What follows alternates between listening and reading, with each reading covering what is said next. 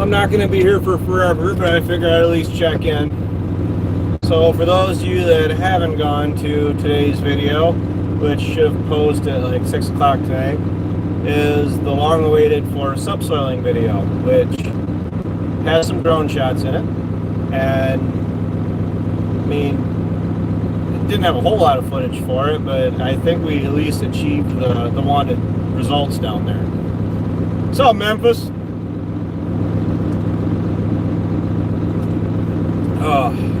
Yep, we're in the field. Beans are coming off. No harvest videos for me, at least for a couple days yet. Texas! Is it nice and cold down there? How's everybody doing? I mean, I've probably got a bunch of people that are at work or in school. And then there's Tyson, who's probably hauling bales in by now, or are you hauling manure? The corn, to be completely honest, could wait another week or two, which by the time we get done with beans, we probably got at least a week and a half to get the beans across everything, and then going through and switching right into corn and just start lobbing off corn. How's Tyson been? I've been tuning into your videos, but I haven't, deciding what to do. That's exactly right. I feel like that all the time, Tyson. Hi, France. How's it going? France and Norway. What are you guys, like, in bed or just waking up? Or is it, like, 5 o'clock 30? Working on combine in Assumption. Oh, somebody working at Sloan's? Dude, get to work. Hey, Pat. Hi, things are going pretty good. I should be... Well, I reference it a lot in my videos I've been putting, but the whole chain across the arms here to help take some of the weight off of the drawbar. I got the chain strong, but I gotta actually adjust it. I already did the one on the 76, which I think is set right, and I really believe is helping because Ryan's trucking, Dad and Kevin are cutting, and then right now I'm just kind of existing, keeping the combine moving, but I got the 76 and the green cart are set up back at the buildings. I really don't like roading them any more than I have to. I mean, I can, especially now that I got the drawbar fixed, but I got the arm, the unloading auger is bolted up. I don't want to have to go to the hassle of bolting it and unbolting it or having to worry about smashing it into anything. So I'm just tendering back and using it as a mini mother bin. Everybody from Australia, I'm sure gets that reference. Hey Dale. Combine, it's going definitely faster. It's yielding better. Not yielding better. It's yielding what it normally does. We're running about 71 bushels to the acre as of this morning. I don't know what it's doing now. We've been running since 10, but 30-foot head. Kick-ass combine. I mean, live streams, I'm allowed to swear, right? And huge difference. I got videos that are uploading right now, and winterizing your sprayer. I did that a little while ago, but I don't. For a little bit, I sprayed. I didn't even spray that much this year either, as far as the grass goes. But the combine in itself, I mean, with what we're doing. We haven't harvested soybeans properly until now. With the previous combines, the previous head, which was largely that head that was giving us issues, all the work we did to it. This thing, the job it's doing is just so much better.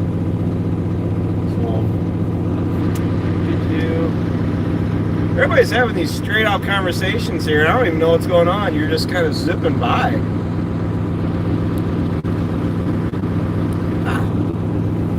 71 is nothing to be sick about. Beans yield per acre. Yeah. Rockville usually does really well. I mean, we usually, at least across the majority of our ground, we can hit 55, which is county average. I mean, I'd like to see 100 bushel beans, 300 bushel corn, but my agronomist just insists on being too demanding. There you go. Keaton's got it figured out. 290. As far as live work goes, I don't know what it's going to yield. I mean, you can do yield checks until your fingers, are numb, and it just doesn't matter. I was actually kind of complaining about the beans at Rockville here just because they didn't look that great. I mean, they're inconsistent and everything else, and they're running 70 bushels. I mean, when I ran the combine yesterday, we got going and calibrating it, and I had a couple passes on the strip above me here that going the whole length around it ran over 80. It never dropped below 80 that whole pass, and that's literally the longest pass that we have on this farm as far as for the beans. That was pretty impressive. I've never been around canola though.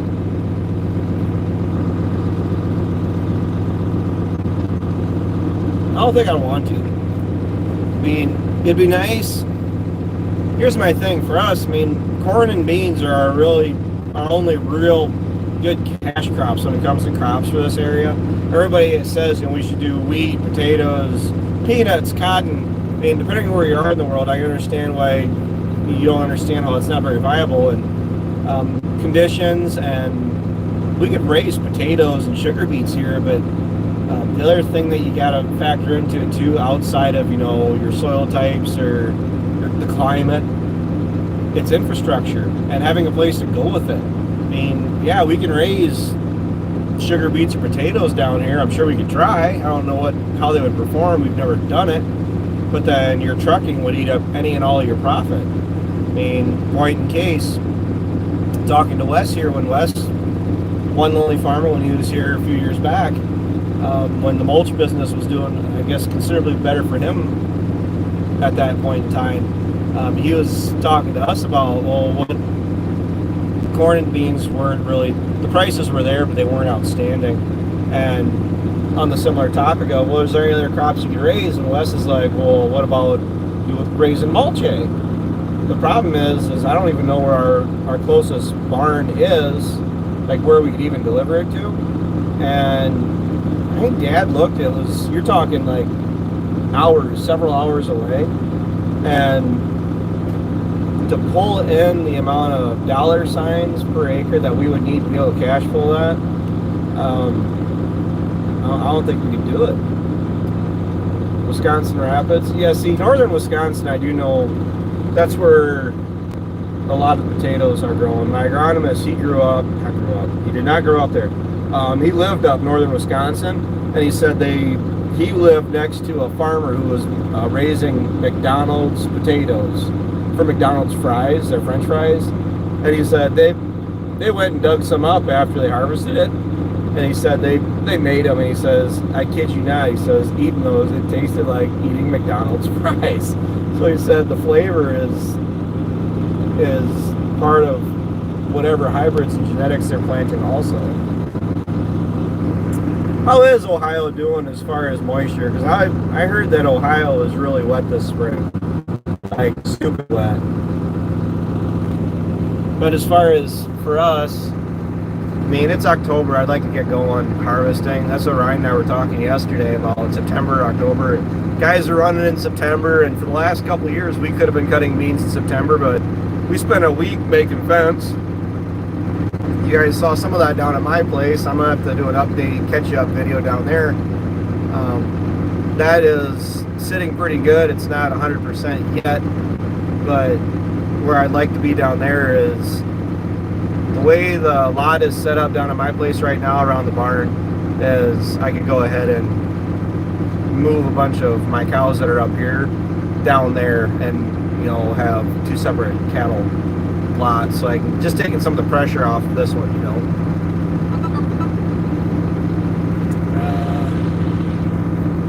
Hold on. If I hang up on you, I'm sorry. I don't want to do that because I'll probably hang up on you.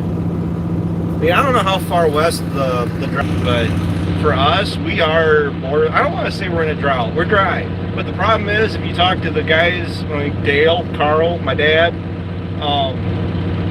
it wasn't that many years ago, like when we were milking, Dad said that it was so aggravating here, frustrating here in recent years because you'd have a wet fall. Almost guaranteed. Dad says when he was working for Grandpa all those years ago, he said that's how it used to work. You'd have, the weather would just cooperate, where you'd have your planting conditions just right. He says then you'd have rain every 7 days to a week and a half, where it was never a downpour. It was always just a nice long, like a day-long soaker. And then after that, he said that you'd go through to fall, the rains would shut off in August, but the crop was already made. He says then you'd have all fall to go through and harvest without any real rain concerns. And that's what this year is kind of feeling like, where we're supposed to have a chance of rain tomorrow, and they're saying it's supposed to potential to be wet.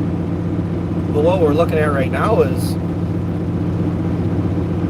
potentially be able to go through and get the lion's share, probably not all of our soybeans done before the next chance of rain. Logistically, getting it hauled away from the combine and all that is something to be watchful of. But I think we're sitting all right. Right now we're averaging, or at least I was averaging 9.7 acres an hour running this yesterday, and in 70 bushel beans going 3.5 miles an hour. The combine, I never actually heard this combine lug down at all. Nothing growled, nothing. It just eats. Years ago, you'd be harvesting in snow. But that was usually ear corn, right, Dale?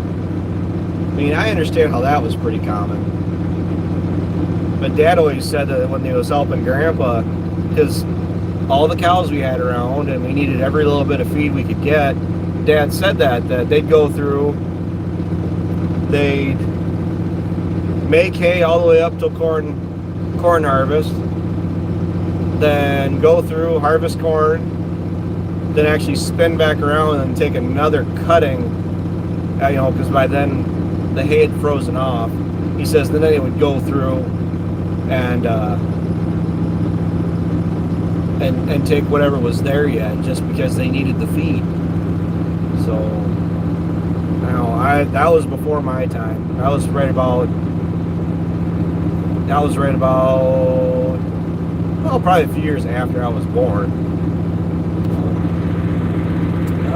Yes, we're harvesting. Everything's going good. Serviced the combine this morning, greased it, blown the air filters out, and blew the combine off. And I wasn't going to make a video on doing that, but hey, I got plenty of days I can do that. Of course, it was actually kind of warm today, so that was nice. The main one operating the combine, Dad's the one that's running it right now. Generally, Dad harvests his crops, and I like to harvest mine. And unfortunately, because Ryan's driving truck and he's the primary truck driver, it's kind of up in the air as to if Dad or I harvest Ryan's crops. Yeah, we could go through. Dad could learn to drive truck. I could drive truck.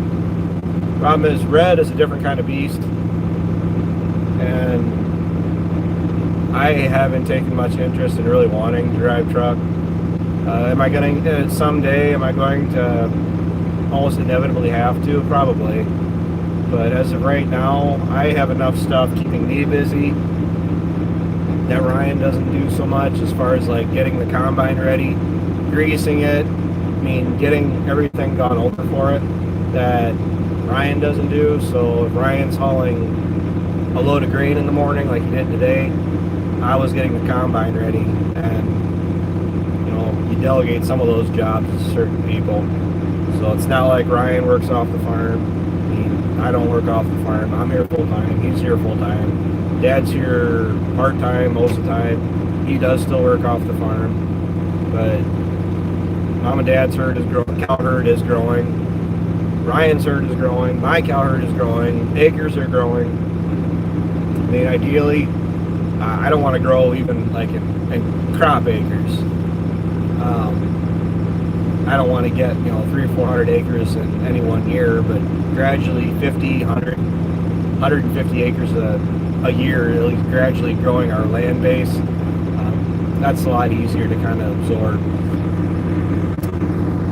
Never got a straight truck. Dad actually wouldn't mind a straight truck, but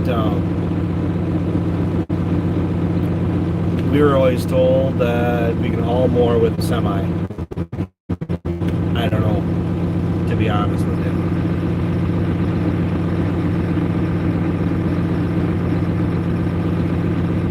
Actually, Angus, that's exactly right.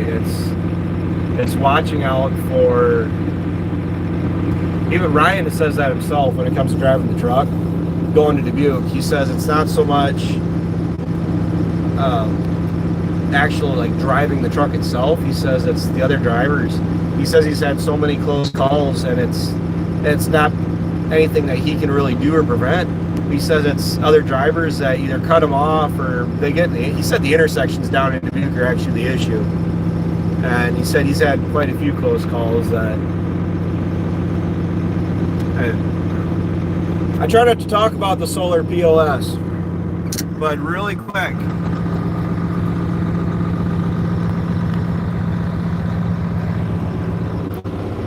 So this is all going to be solar panels. They're doing an ass pile of dirt work up over the hill. But I'm trying to be not so vocal about it on here because I could probably get myself in a lot of trouble. So do I like it? Absolutely not.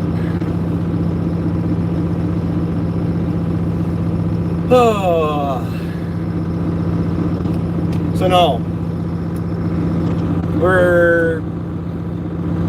I'd say we got a good start on harvest as far as doing tillage or anything else like that. I think we've set all right. I want to be done by December 1st. Most certainly. I got some things that are happening in December that I would much rather have the farming or the lion's share of the farming done before December. So looks like we can get there. I mean, we're running, well, we're taking 30 feet versus 20 feet when it comes to cutting beans. We're taking 12 rows versus 6 rows when it comes to cutting corn. And we're still going 3.5, 4 miles an hour cutting beans now versus 2.5 pulling 20 feet with the 95 dead in beans. This rotary machine, it's second to none. I mean, the only thing that could have made it better is if it was 9870. I gotta say that because that's I was aiming Dad towards the 9870. The 97 will do us just fine. Britt's doing good. She's actually got a cut in her eye. She had, I don't know what she said. She went to her sister's bridal shower, bachelorette party. I'm not entirely sure what it was, but they went to their cousin's place for the day, and Brittany said that she dug something out of her eye, and her eye's been sore ever since. And she went to the eye doctor, and they said exactly that. Yeah, you got a pretty good scratch in your eye, so.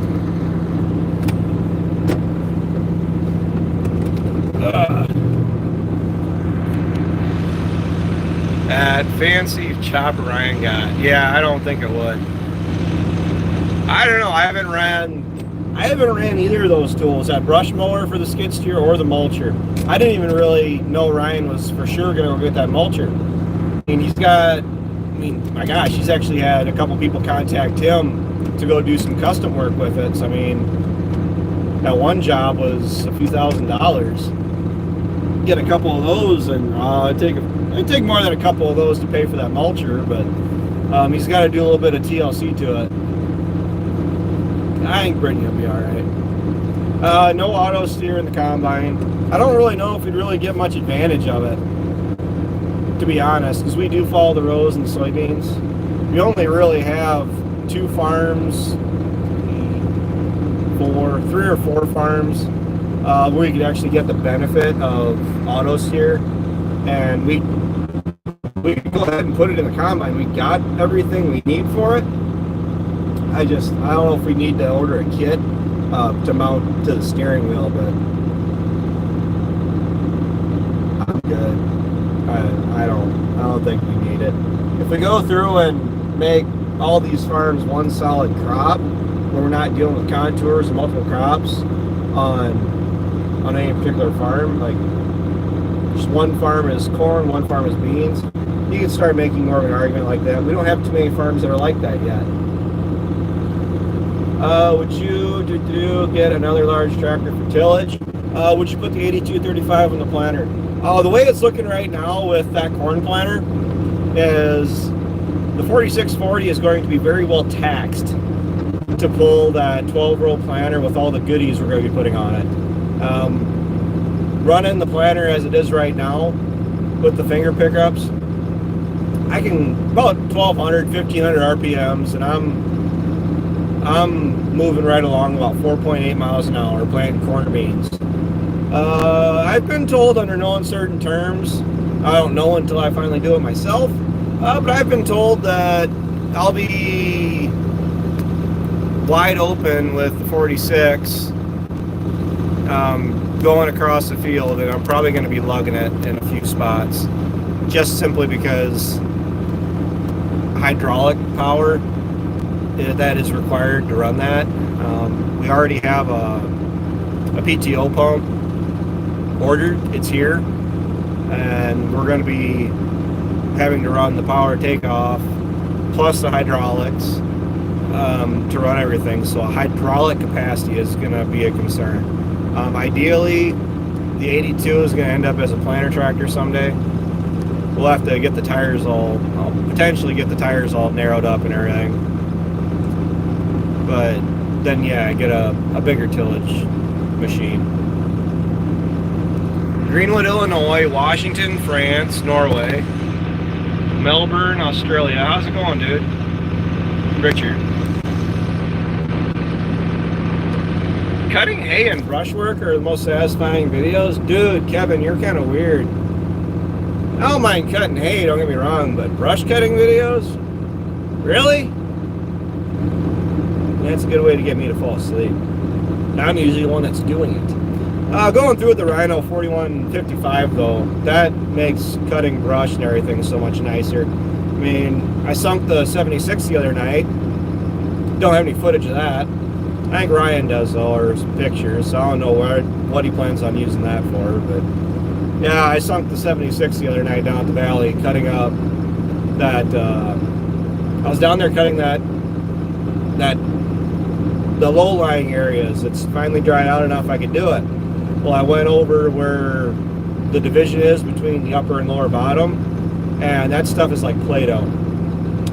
Without a doubt, just like Play-Doh. 3/4 of a wheel turn of the tires spinning, and I was sunk. Not dropped, just literally sunk. And we went through, we broke 2 chains, had to use 2 boards and a piece of concrete.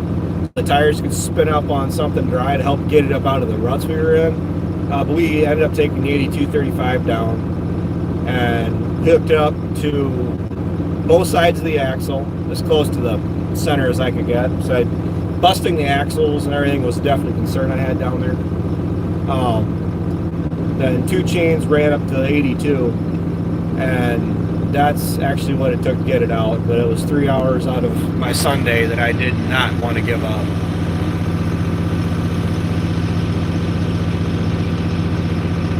Wisconsin and Minnesota. See, we're starting to get local again. I'm gonna run this out to 30 minutes though, so we got just under 6 minutes. I gotta let you go because I don't want to do a super long live stream. I think the live stream, I think I have it set where it's going to be released again tonight at 6:30. If I did it right, I think that's what it's supposed to do. And then tonight's video is subsoiling with the 22B deer. So if you guys want to watch that, by all means, go tune into that. Hey, old timer Dave.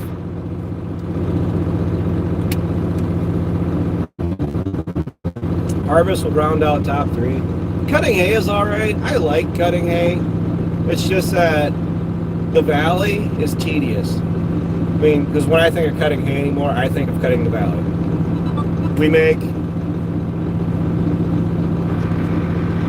We make, well,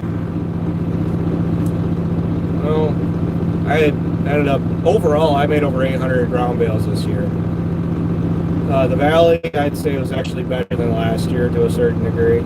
Depends on how you want to add it up.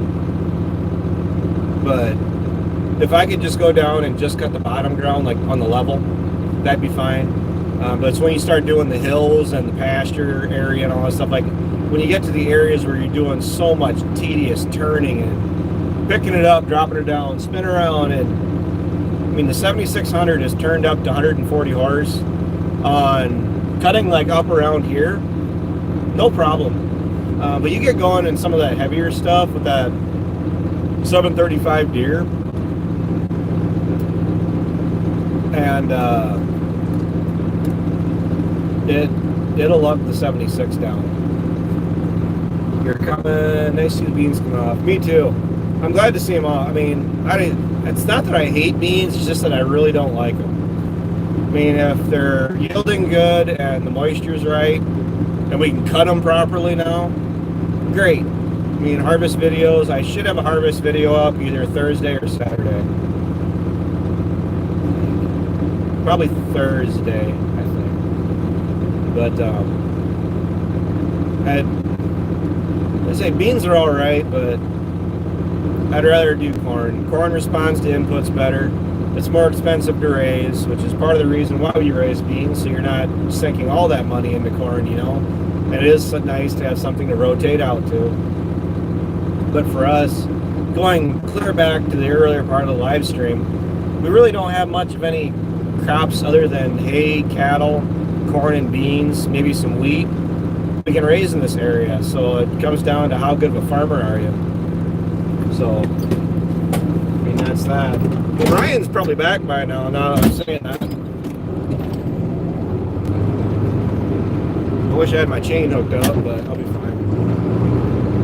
The hay dummy lights are on in the combine, so I better get up there. Which I kind of like them. The 3/4 of a way full on the grain tank sensors go off, and the lights are set so the rotary beacons start whirring when he's starting to get full. Because we got those super hopper extensions on it, and when this thing is heaped full, it'll pretty much fill that green cart. I don't know if you guys can hear the 4640 rumbling. What's your guys' green corn split? Roughly, probably 2/3, 1/3. Hey Wes, it's raining? Isn't that a good thing? I don't know, that's a bad thing if you got beans that are ready. Especially if it's a lot of rain, you start to see, you know, pop the pods. Well, I'll leave the live stream up until we unload. Dad's got the auger out. Then I'm going to burn back and see if Ryan's here.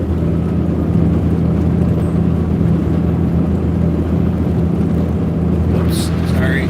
Camera's getting a little wonky. Who else got a story time video? Well, bud, what do you consider a story time video? What kind of stories do you want me to tell? You let me know and I'll tell you. There you go. I'll spin the camera around.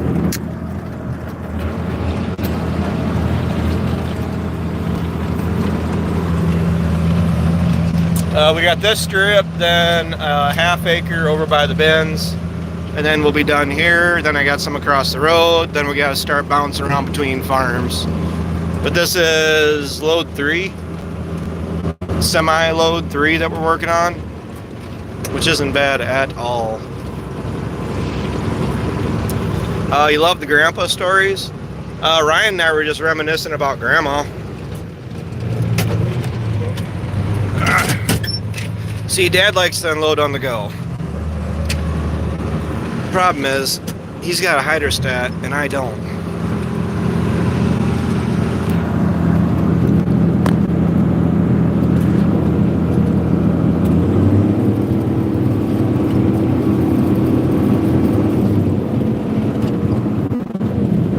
You guys are all wondering where my Uncle Kevin is. You got Dale and Carl was on here, and then Kevin's sitting in the combine with Dad, keeping him awake. Oh, hurricane leftovers. How bad did you guys get hit by that?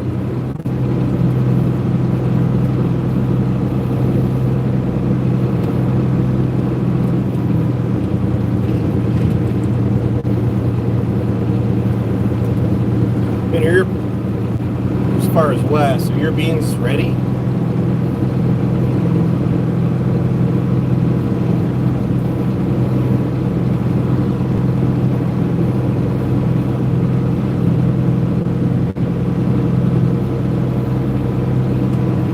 One nice thing about this combine over the 9510 though is that it loads a lot faster.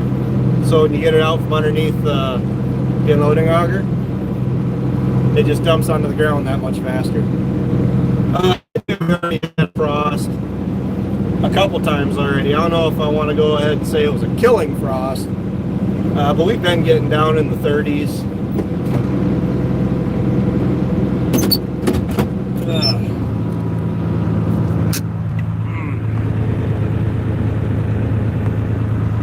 And that's it, folks. I gotta go. So, oh wait, there's a waterway right there. Sweet. Oh, right there.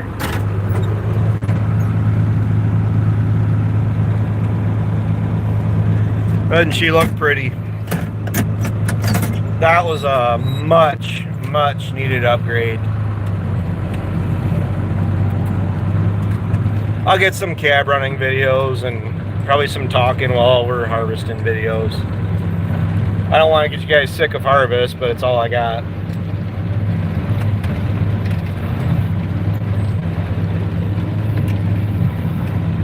With all that work cleaning it up, and look at how dirty he's getting the dang thing. I get no respect around here. I spend all that time getting her cleaned up. Yeah, by all means, hit the like button before I end it. What's he doing? What's who doing? His dad's combining beans, and all that bean dust is getting on all the equipment. That's why I didn't go ahead and bother getting this cleaned off. But the crops are looking dry until Ryan had his drone up earlier, and some of the stuff on the other side of the farm is actually pretty green yet. Actually, I might have to, might go top off that green card. I don't know if Ryan's back yet. I don't know what basis is doing for everybody else, but basis down locally is just absolutely terrible. Normal soybean basis for October for us is 50 under. I mean, and usually we're cussing at that. We're currently at $1.50 under. So that's the gift that keeps on giving. They're saying the Mississippi River is low.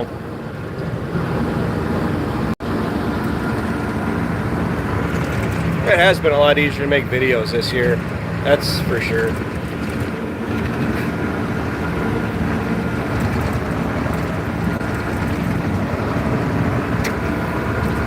I'll tell you what, I'll leave it on until we get back to the buildings.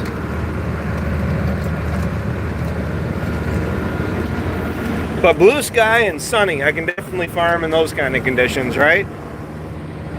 Not bragging.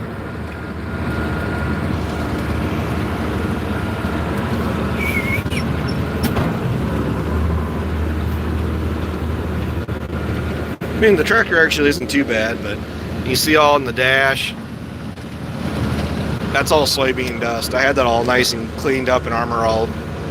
I'm more or less looking for corn though, because the beans didn't look that great and they're running 70 bushels. Corn, I've checked that anywhere from 300 to 500 bushels to the acre. No, I'm joking. Quite honestly, yield checks always come in high, because I'm averaging in like that 250, 270 range, and there's no way I'm going to average 250 to 270 across all my acres.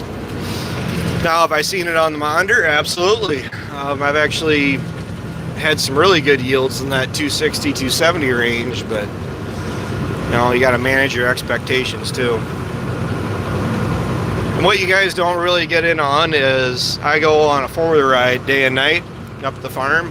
It's more of a mental health thing I like doing, especially before it gets too terrible. I can't do it with the four-wheeler, but I always go on a four-wheeler ride up from here all the way up to the side road.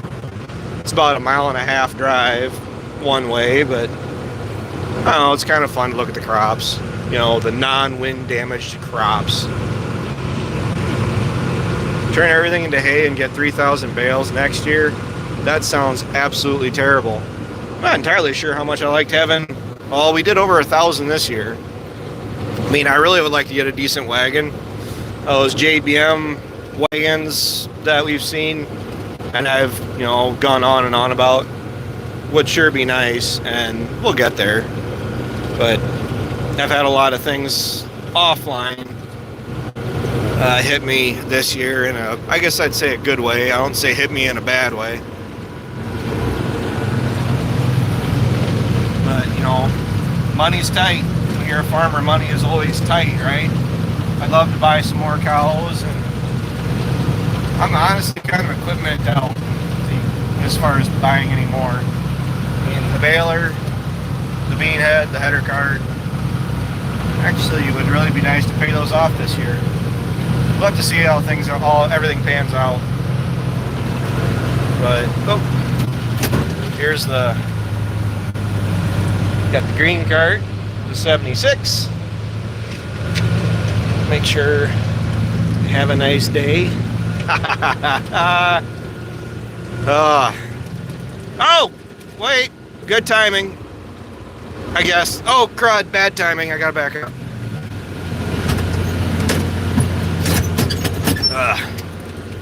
Well, if you guys are wondering where Ryan's at, there comes Red.